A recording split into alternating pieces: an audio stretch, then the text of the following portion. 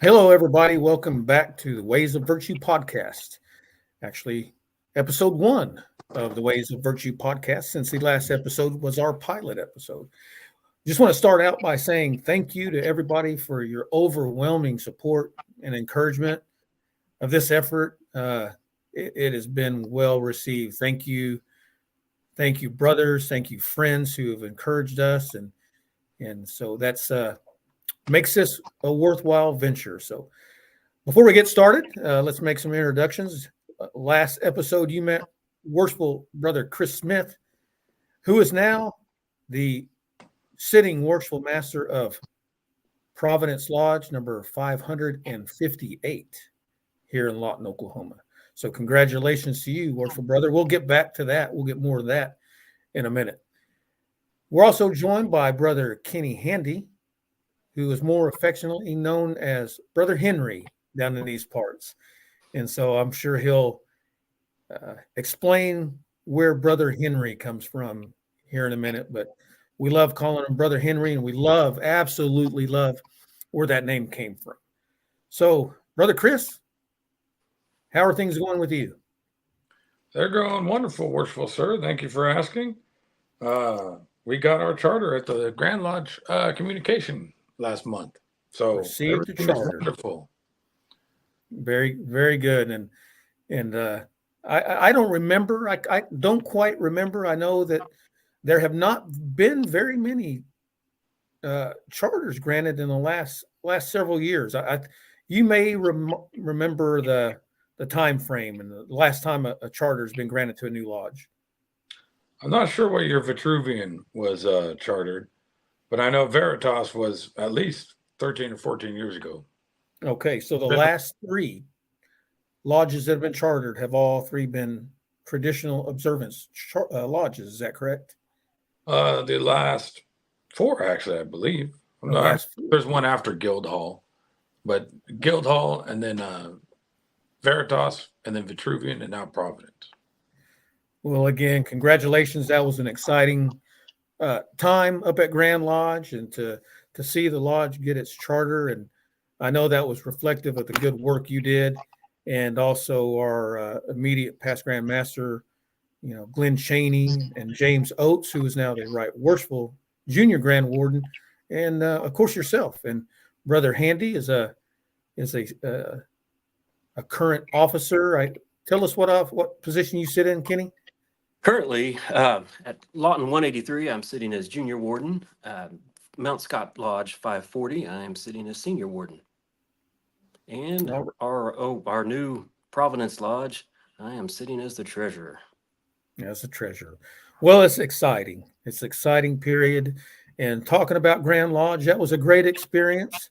I know Chris had a great experience at Grand School. Brother Chris was a newly minted certificate lecturer. He received his A certificate and his B certificate. So congratulations to you, Chris. I know you put in a lot of work in gaining those. So hats off to you and getting your certifications as a lecturer. And Kenny, I know you're right behind. So it'll be fun. Be a fun time to get that started back down here in this part of the state. And we got a lot of brothers, I think, who are excited about it. And so, Brother Chris, tell us what else was exciting, what that you experienced out of Grand Lodge.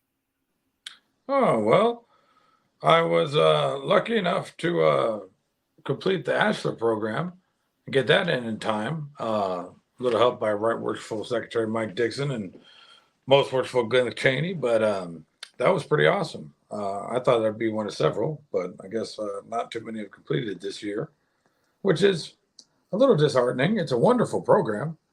I think that are kind of leading some of our later subjects, but that was a nice little moment. And the certificates also, like you said, that was a challenge I set for myself last year, and very happy that I was able to accomplish that goal. Okay. Congratulations on that.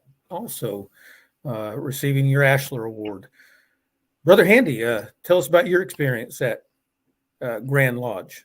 It's always great to go up to Grand Lodge and be in Guthrie and be at the temple and spend the as much time as we can with our brothers. Um,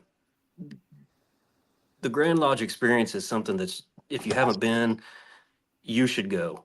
I've not had the opportunity to go to Grand School just due to work and time off and things like that. But hopefully soon I'll be able to experience that. But the Grand Lodge experience is great. It's always a good time to see other views of lodges and how they're doing masonry in Oklahoma, and to gather that experience and to gather ideas to bring back to your lodge. Absolutely, and it is good. It's good to see brothers that you haven't seen in a while, and experience that fellowship, and just see the experience. I agree with you. If even if you're not a voting delegate next year, I would encourage everybody to go experience Grand Lodge so you see what it's like. And in Grand School, like you, Brother Kenny, I didn't get to go experience every day of Grand School. Um, and it's just a wonderful experience. So much knowledge, so many knowledgeable people up there to help you with whatever it is that you want to accomplish at Grand School. So that was a great experience. So, brothers, anything else from Grand Lodge that I've forgotten to talk about? I don't think so, Worshipful Sir. I mean, there's a lot of stuff we could talk about. It was a wonderful year, wonderful communication. The banquet was great. I mean, hats off to most Worshipful Glenn Cheney and the entire Grand Line. We're really lucky in Oklahoma to have the leadership that we have. Yeah, I absolutely. So we're getting ready to enter here in Oklahoma. Obviously, a very busy time with our annual elections and installations coming up. And just want to take this moment to congratulate all Worshipful Masters on a successful year this past year, and the best of luck to everybody in their future and the elections going on. And just like Grand Lodge sessions, encourage all brothers to go to lodge and participate in the elections for the leadership of your lodge in the upcoming year. So that's also a great time to travel around to different installations and be part of that with brothers and support them in their efforts. So, Brother Handy, I know you said you were the current senior warden of Mount Scott Lodge. So best of luck on your upcoming elections, and Brother Chris, the elections for Providence Lodge 558. So, and to all brothers out there who are listening, wish you the best of luck through elections and coming years. So, kind of just to review our last episode. Congratulations on your appointment as well.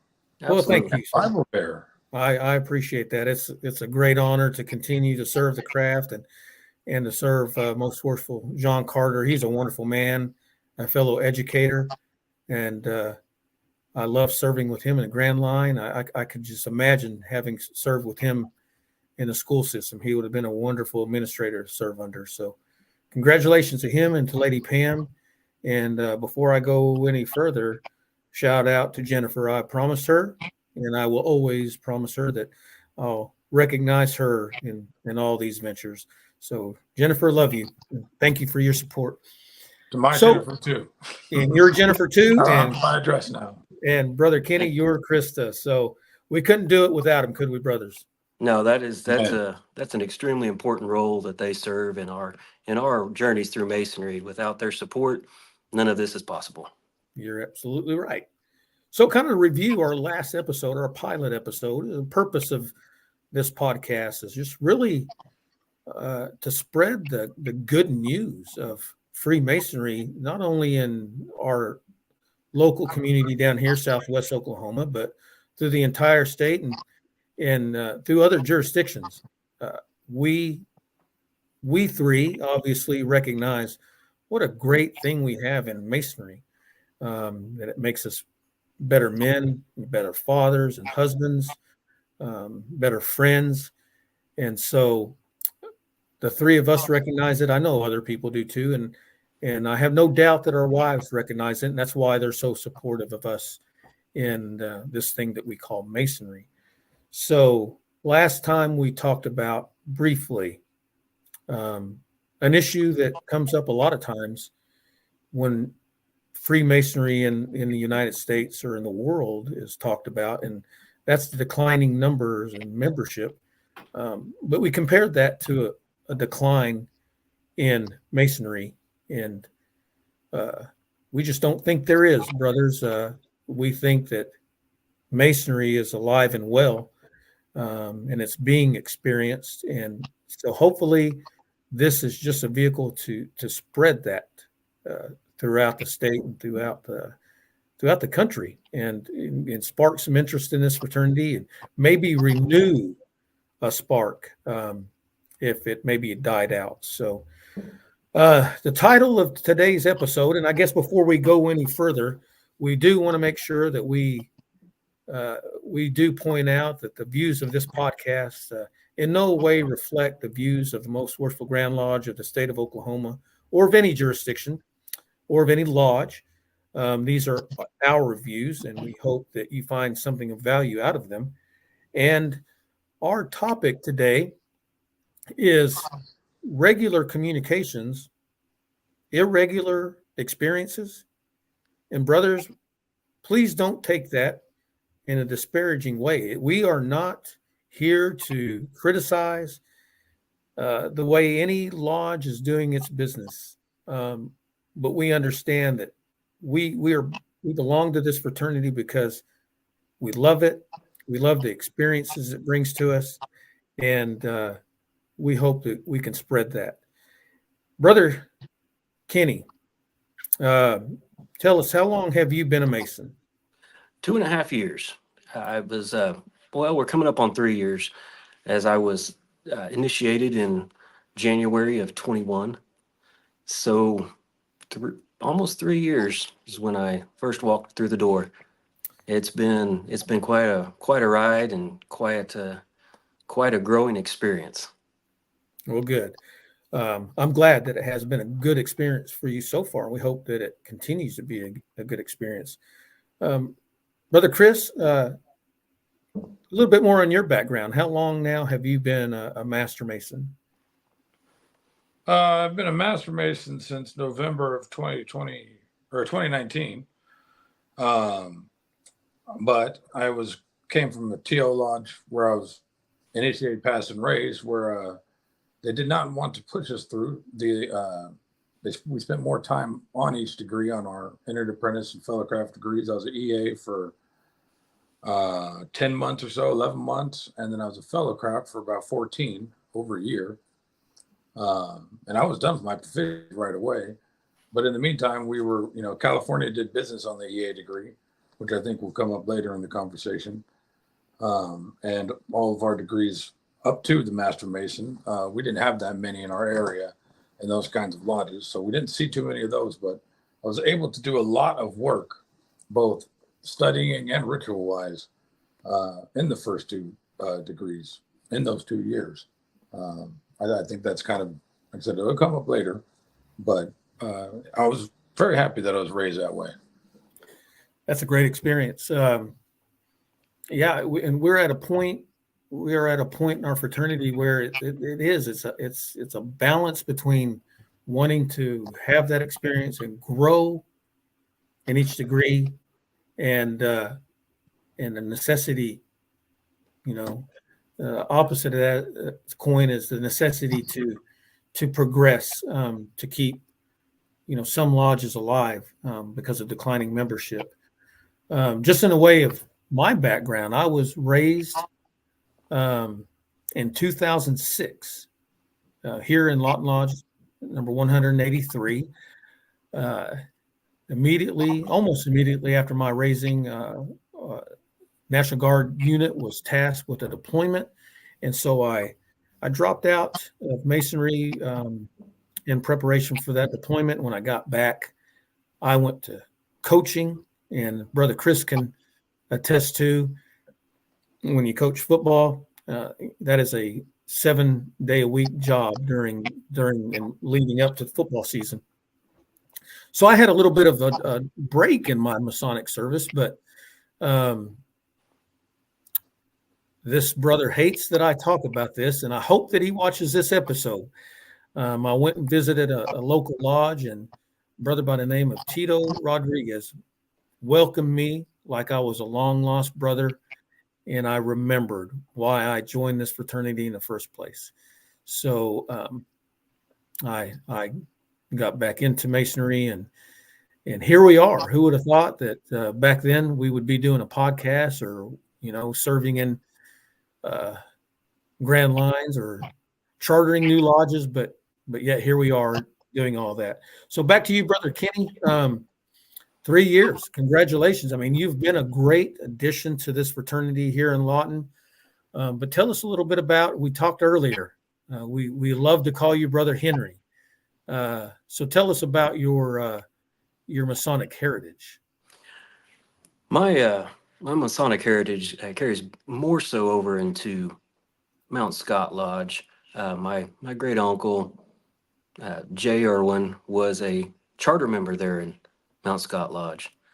He in 1954 is when they chartered that lodge, and he got to be one of the charter members. So it holds a great deal of emotion for me to walk into that building and know that I sit in a lodge with him, even though he is gone. And I think that's one of the most powerful things that we have as Masons, is we have that connection with our past brothers, our past family members who are gone. We have that connection, knowing that we have walked through the same shoes that they have in the degrees that we have, and it connects us back to that and to them, and brings that experience kind of full circle for us. Um, Brother Henry, how I got that name. Um, if you're in Southwest Oklahoma, or really anywhere in Oklahoma, you will know the name Saddle Mountain Bob. He's a close friend of mine, and he's an important man to me because he was friends with both my grandfather and my uncle. And so I don't exactly know how he got my name switched up and started calling me Brother Henry, but he did, and um, it it stuck. And so several brothers have heard it happen, and it kind of stuck with me. So I'm affectionately called Brother Henry. Yes, you are. We love calling you Brother Henry, and I think, like I said earlier, the reason you are called Brother Henry is we love that. Yeah. And Robert M. Davis Mhm. is a treasure to us down here in Southwest Oklahoma, and we love him, and so glad that you got to experience him, as we all do. So, Kenny, um, going back from your heritage, did you have a did you have any kind of interest in the fraternity when you were younger? I do remember always being interested in the fraternity. Both my grandfathers were Masons. Both were involved here in Lawton uh, in the latter part of their lives. My One of my grandfathers was actually initiated in Quanah, Texas, and then the military moved him off, and he was raised in Arkansas at Fort Smith. And both of my grandfathers were active in the lodges here in Lawton. Uh, so my family heritage as far as masonry does go back, and with ancestry research, we have found that many of my great grandfathers were masons as well, which speaks to what I said earlier about us connecting back to our forefathers and to our family members who've gone before us and experienced that. It brings a connection back to what masonry is and what masonry can do for us. And in your experience of having grandfathers uh, that were Masons, what, if any, experience with the actual lodge did you have as a child? I have memories of being in a lodge room. I can't tell you that it was just standing out in my mind what it was, but when you walk into a place, it triggers something in your mind and you remember something. And I remember at some point being in Mount Scott Lodge, and I remember the blue carpet in the room. I remember the steps. You remember things like that, and it triggers those memories. uh, But unfortunately, my grandfather that was very active at Mount Scott, he passed away before I was able to step into masonry. And so with that kind of died my interest in it. I always had friends that I worked with and older men that, were in my life that were mentors to me that, you would see the square and compasses on their hand, and the rings or the hats or the shirt. And I always had that interest, but never really knew what or how to take the first step to becoming a Mason. So it's always been a desire. There's always had been a desire to be, a member of the lodge. And then I came across a good friend, David Brocker, who introduced me into the lodge. And I remember the first thing you said to me, Roland, when we met at Planet Fitness was, "Well, why aren't you a Mason?" And so that has stuck with me as a great memory of masonry. Is, we look at each other and we see men every day, and we have the opportunity to bring men into our fraternity that are great men, and we just have to look at them and see, why aren't you a Mason? Very good. I'm glad you talked about that, Chris. What about you? Uh, do you have a Masonic heritage in your family? Are you a first generation Mason? As far as I know, I may have a great grandfather that was a Mason or two, but nothing else as far as I know. I got in through my wife and my daughter through Rainbow Girls. When my daughter joined, she was about 11. That was my first introduction to the lodge. All right. Well, Brother Kenny, I remember that conversation. I remember meeting you about 5 o'clock in the morning at the gym, and you can tell, and I could tell just by you the fact that you were with Brother David. If you were a friend of Brother David's, and you had to be a good person, and so I immediately knew you to be a good person just for meeting you. And so after that interest was sparked, talk about what your steps from that initial spark to your actually knocking on the door of the lodge. Well, I remember the first time that I stepped to 183, and I sat in the secretary's office with Right Worshipful James Oates, and we had conversation about why I was coming to the lodge, what brought me here, what I expected to get from the fraternity, what I had to offer the fraternity. Uh, so it was intimidating in a way to step into a room full of men that you know nothing about and be questioned about, why do you want to be involved with us? What do you have to offer to us? But that immediately goes away, and you feel a sense of welcoming, and you feel that it is the place that you need to be, and you feel that it is a place that you belong and that you are supposed to be. Yeah, through every step of my journey, that's how I felt. Well, I'm glad that you experienced brothers that did make you feel that way, although you were a little bit intimidated at first. I think that's an important step in a candidate journey, a future brother's journey, is to help him experience what could be in store for him if he does to decide to further, that interest in the fraternity, and then go ahead and petition for application into the fraternity. So, um, very good. I'm glad that you had a great experience, and obviously that could be a learning experience for a model to follow. I think you know what what did we do good here with these brothers, and I think we've had some brothers come after you that we probably followed some of the same things, and hopefully they experience the same feelings that you did because they're here and they stuck around, and they're still here and they're active. So, uh, not to say that we're doing everything right, and we could always improve, but I'm glad that we're doing um, the right things at the right time to bring the right brothers into the fraternity. That Oh, goes back to that membership versus Masonry And comment. we're all human, and we're men, and sometimes we make mistakes in the way that we do things here at the lodge, and that just gives us an opportunity to grow and to do things differently.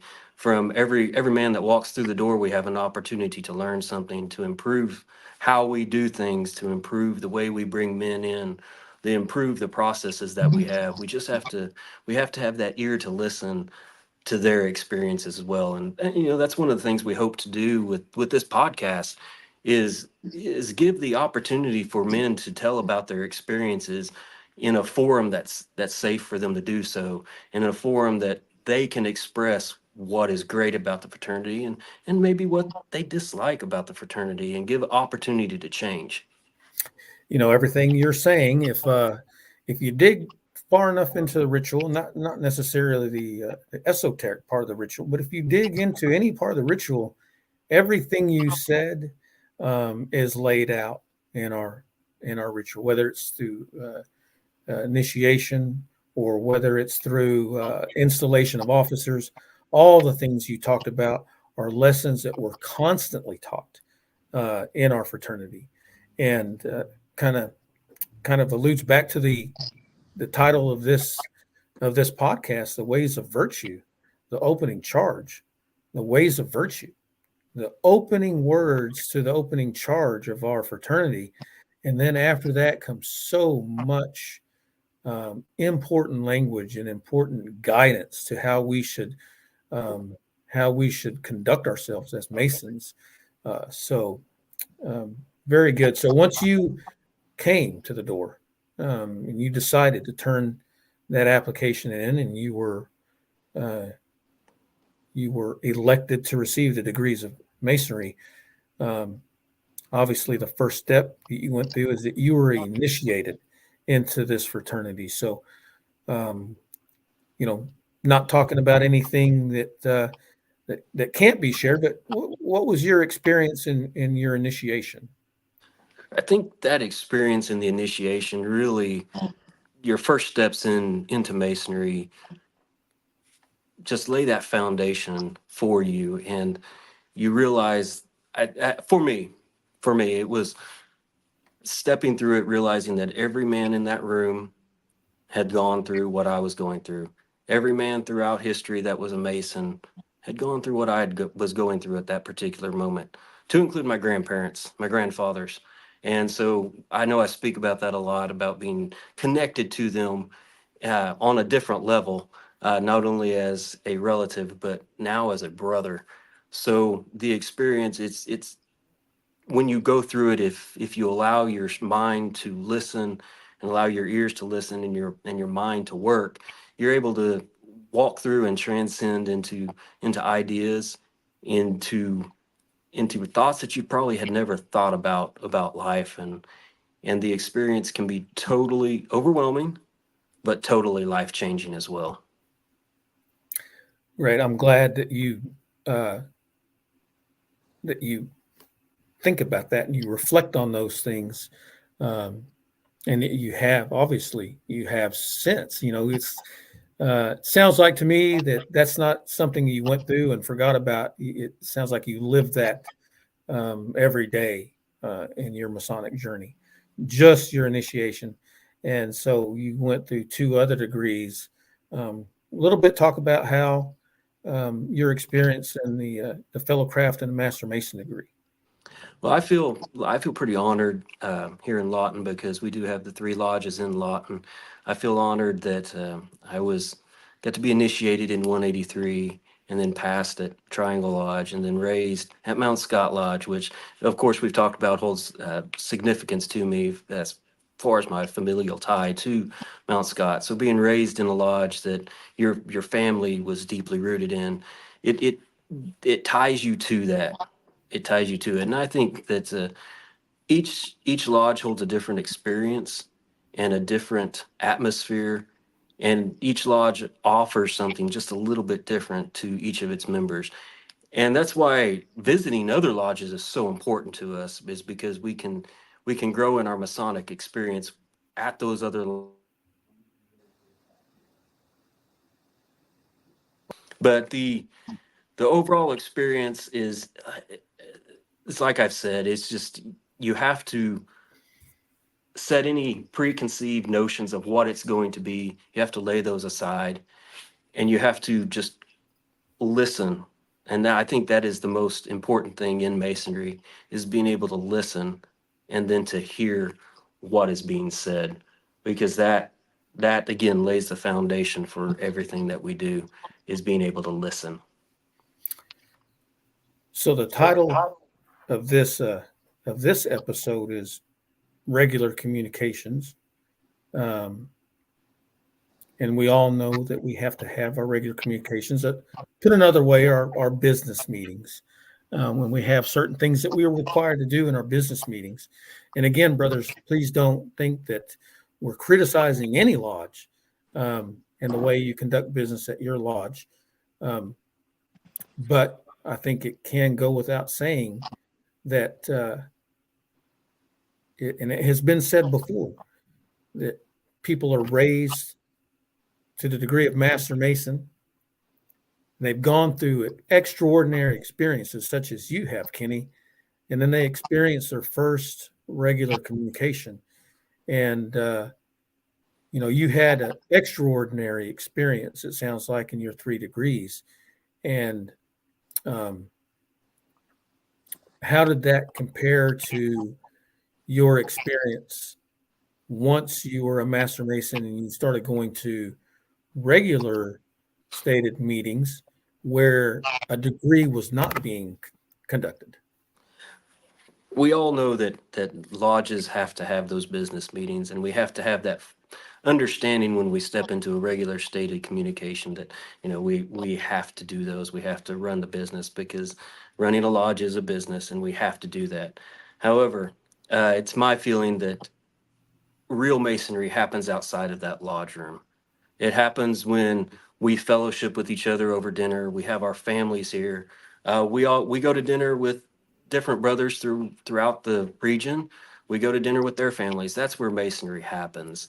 But the regular stated communication, irregular lodge experience, the irregular part is what happens outside of the lodge room. We know what's going to happen in the lodge room. We know that we have certain steps that we're going to have to take, and certain things that we talk about in the lodge room in a certain order. So none of that's unexpected. It's just part of what we do and part of running the business of masonry. Real masonry happens outside of the lodge room, in how we interact with each other on a daily basis, the friendships that we build through masonry, and the friendships that we foster within masonry. We're all men. All men aren't going to agree every day, but we have that foundation that brings us all back together. So the regular business of the lodge happens in the lodge room during the stated communications. The irregular part is outside of the lodge room, and that's where masonry happens for most of us. Yes, if you recall from the first episode, or for the pilot episode, we mentioned a quote from an Oklahoma past Grand Master from the Whence Come You podcast, and I believe it was Grand Master in 1921, if I remember correctly, stated that ritual begins the Mason, but it's his experiences and his reflection and his education after the ritual that really forms him into a complete Mason. What are some of the things that you've experienced here in maybe Mount Scott or here at 183 in the building that has added to your experience, and just kind of made it an experience that you didn't want to miss? I find that we've instituted having family nights, and I think that's such an important part of what we do, because that involves our entire families, to be able to experience some of the joy we get from walking into this building, to the lodge room, and being around brothers. The greatest thing for me is knowing that when you step in that room, you have people who 100% 100% support you no matter what, because that is what brotherhood is about. Not to say that they won't correct you if you've done something wrong, because that's how we grow, and that's how we support each other. But that support and that correction is done in a loving manner. And we know that the lodge is that safe environment to do that in, because we know that our brothers do truly love each other. And that's the most powerful thing to me in the lodge room, is that we do. We as Masons, we care about each other. We do love each other, and we do go that extra mile for each other, as we should. Yeah. Brother Chris, your thoughts on making a regular communication night and a regular experience for our brothers? Well, I don't want to turn everything into a Providence talk, but or TO talk, but that is kind of the idea traditionally behind the festive board and all that, and the more traditional meal that we hold together. For the inhale, you got to have the exhale. For the solemn, you got to have the libation and fun. And I think the model that at least that is used traditionally is very well suited for that. We tend to stick in the recreation or dining room area, so you can call it recreation area sometimes, and just eat our little meals together in little groups, maybe say a prayer beforehand. But traditionally, the meeting or the meal has been just as much a part of the meeting as the actual meeting itself. So you take care of business, not quick, but efficiently beforehand. You have committees that report effectively. Robert's Rules of Order actually gives us a lot of leeway, so that our meetings can run pretty smoothly. We don't have to always sit there and debate all the details out. That can be done in a committee meeting outside of the lodge, and brought to the essential vote in the lodge. And that way, more time, or at least as much time, is spent on fellowship and those irregular interactions, as you say, than is spent in lodge. I guess a better way to put irregular would be extraordinary, and that's what we hope. And this past year, as Worshipful Master of 183, try to make little changes that can make the experience a little bit more extraordinary for our brothers coming to lodge. Myself, I love the Providence experience. I think my favorite experience is on family nights, hearing the kids run around, hearing kids, and I know there was a time, and maybe some people still, they feel like kids should be seen, not heard, but to me, that's a great sound. And when our wives are around, to hear the laughter. I can remember being in lodge. We dropped Kenny there for a minute.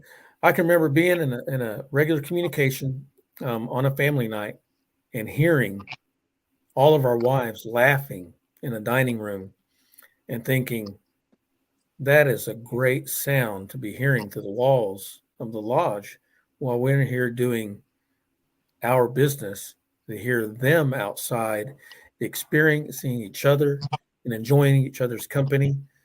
So I do enjoy that family atmosphere that we're starting. And I know some lodges do it and have been doing it for a long time. And I commend the lodges that do it. And maybe if you haven't in a while had a family night, maybe consider doing it. I think it will bring a renewed energy to your lodge. As a brother here mentioned, when the ladies are around, there is a definite different and better energy in the building, just from their presence.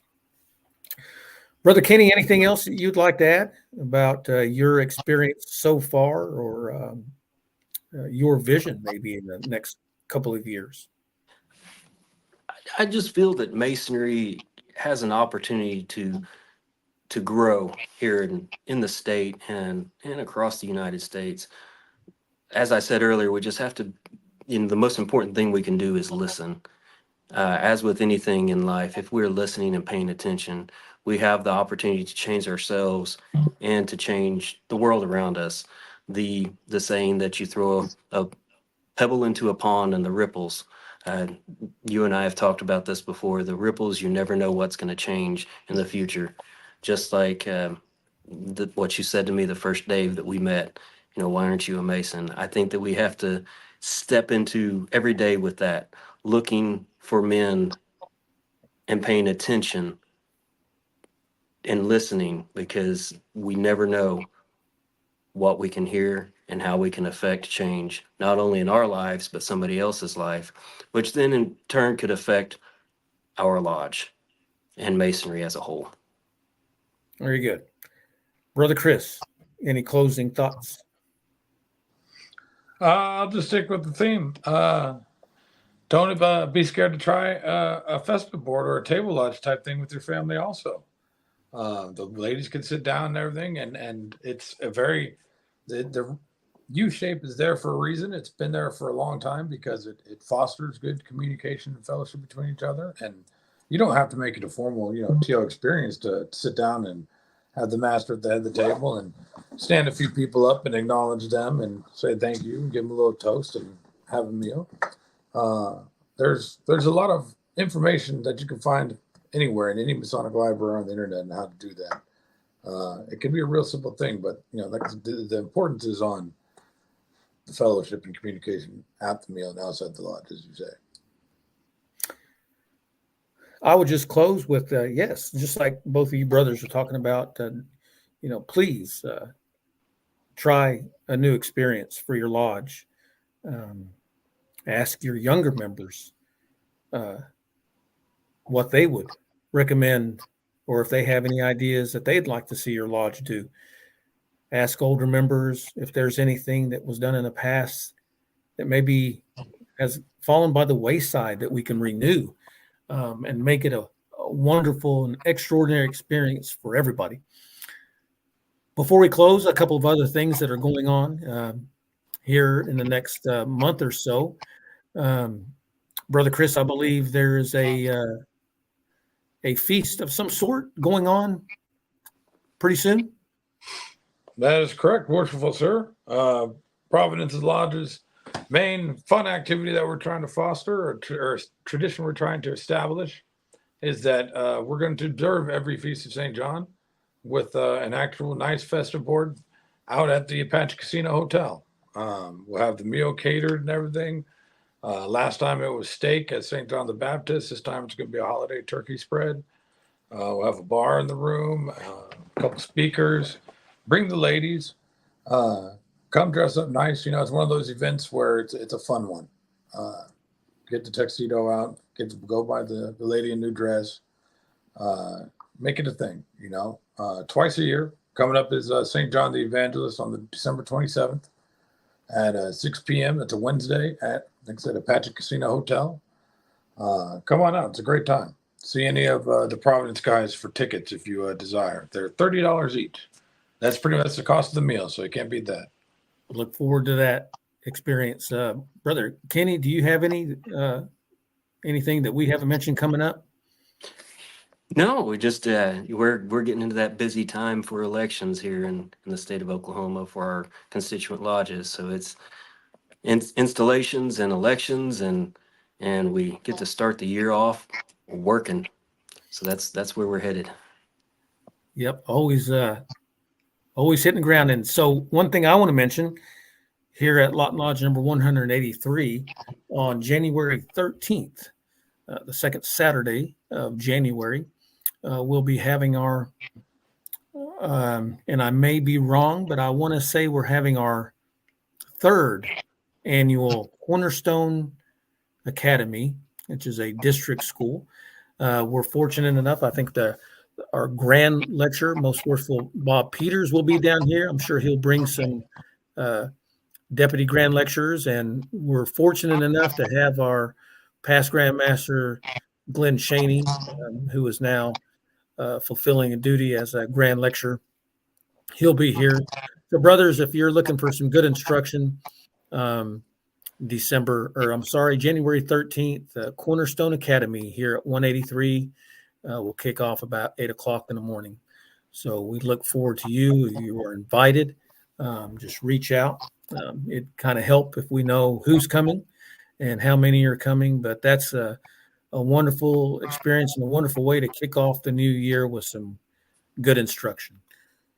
Well, brothers, again, thank you. We want to thank you for all the support and encouragement that we've heard.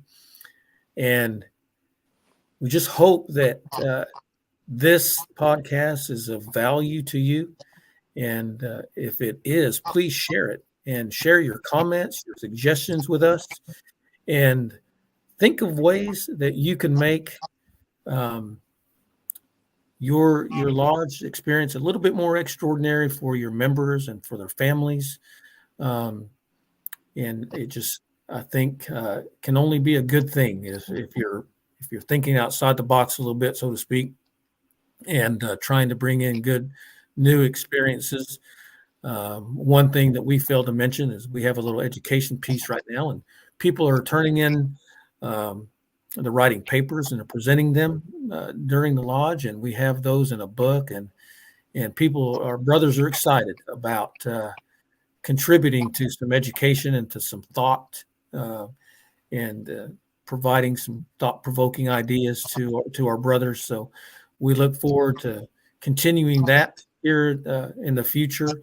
And so, again, brothers, thank you for your support. Look forward to our next episode, where we're going to have a very, very special guest who we have been blessed with these last couple of months. And unfortunately, we're going to lose this brother here in a couple of months, but what a wonderful experience he has been. So please tune in to hear his thoughts and what he has to share in his Masonic venture so far.